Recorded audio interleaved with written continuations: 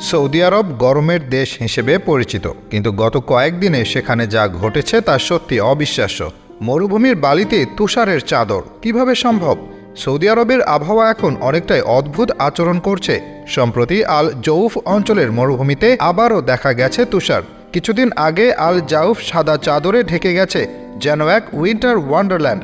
তুষারের দৃশ্য দেখে মনে হচ্ছে যেন ইউরোপের কোনো দেশের বরফে ঢাকা রাস্তা। কিন্তু কেন এত তুষার?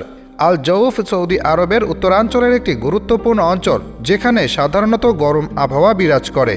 তবে এই অঞ্চলে গত কিছুদিন থেকে ভারী বৃষ্টি হচ্ছিল, যা মরুভূমির পরিবেশে এক নতুন রূপ আনতে শুরু করেছে। বৃষ্টি ও তুষারের সমন্বয়টি সত্যি অদ্ভুত এবং চমকপ্রদ। আল জাউফ এর মরুভূমিতে তুষারপাতের ছবি বিশেষজ্ঞদের মনে প্রশ্ন জাগায়। এটি কি একটি নতুন পরিবেশগত সংকেত? বৃষ্টি এবং তুষার এই পরিবর্তন শুধু সৌদি আরবের জন্য নয়, বরং পুরো অঞ্চলের জলবায়ু পরিবর্তনের একটি লক্ষণ। বিশেষজ্ঞরা বলছেন, জলবায়ু পরিবর্তনের কারণে এ ধরনের অস্বাভাবিক আবহাওয়া আমাদের সামনে আসছে। সৌদির সাধারণ আবহাওয়া এবং বর্তমান পরিস্থিতির মধ্যে ব্যবধান তৈরি করছে নতুন এক বাস্তবতা। এই অসাধারণ দৃশ্য ক্যামেরাবন্দি করতে স্থানীয়রা ভোলেননি। সামাজিক যোগাযোগ মাধ্যমে ভিডিওগুলো দ্রুত ভাইরাল হয়ে যায়। সেখানে রাস্তার পাশে সাদা তুষার, এমন দৃশ্য কম দেখা যায়। এর মানে কি শুধুমাত্র সৌদি আরবের বৈশিষ্ট্য পরিবর্তনের সংকেত, নাকি এর পেছনে রয়েছে আরও গভীর কোনো কারণ? আল জাউফের তুষার ঝড়ের সঙ্গে সঙ্গে সৌদি আবহাওয়া দপ্তর আগামী দিনে বজ্রপাতের সতর্কতা জারি করেছে।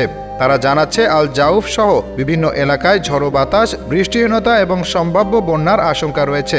এতে প্রশ্ন উঠে আসে, আগামী দিনের সৌদি আরব কি আরও অদ্ভুত আবহাওয়ার মুখোমুখি হবে?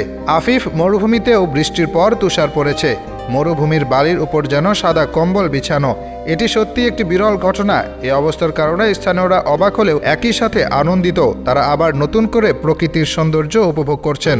সৌদি আরবের মরুভূমির তুষার আমাদের বুঝিয়ে দিচ্ছে, পৃথিবী পরিবর্তিত হচ্ছে। অন্যদিকে ধর্মপ্রাণ মুসলমানরা এ নিয়ে ব্যাপক দুশ্চিন্তা করছেন। তবে কি ঘনিয়ে আসছে পৃথিবীর শেষ সময়?